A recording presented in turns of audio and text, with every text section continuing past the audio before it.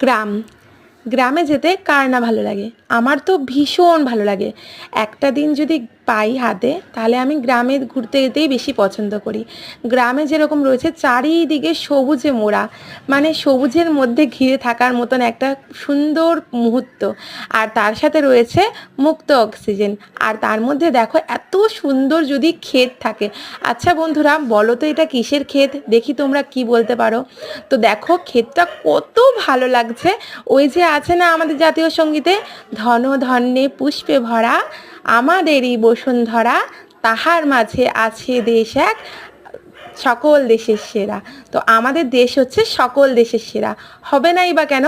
আমাদের দেশে তো আমরা সকলে মিলে একসাথে মিলেমিশে কাজ করি।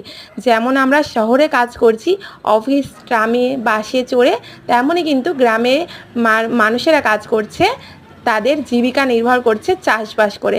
আমরা কিন্তু একে অপরের ওপর নির্ভর করে বেঁচে আছি বলেই এটা ভারতবর্ষ। আর এটা এত সুন্দর।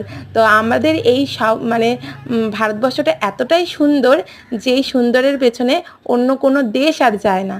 তো দেখো এখানে কিন্তু বাড়ির সব গাছে মানে উঠোনের মধ্যে রয়েছে কত সুন্দর সুন্দর কুল গাছ, ফল গাছ, ফুল গাছ, নানা রকমের ফুল ফুটে রয়েছে বাড়ির উঠোনে, সেটাও কিন্তু দেখা যাচ্ছে।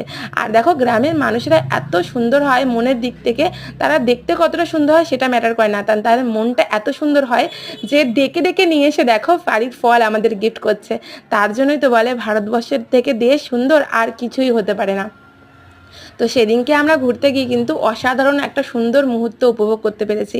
আর তোমরাও যদি হাতে এই একটা দিন কিংবা দুটো দিন সময় পারো, তাহলে গ্রামের দিকে কোনো আত্মীয় স্বজনের বাড়ি থাকলে সেখান থেকে ঘুরে আসবে, দেখবে মনটা ভীষণ ফ্রেশ হয়ে গেছে। আর মাঝে মাঝে একটু ফ্রেশ অক্সিজেন নেওয়াটাও আমাদের শরীরের পক্ষে ভীষণ উপকারী। তাই অ্যাডভাইস দেবো, গ্রাম থেকে ঘুরে আসো।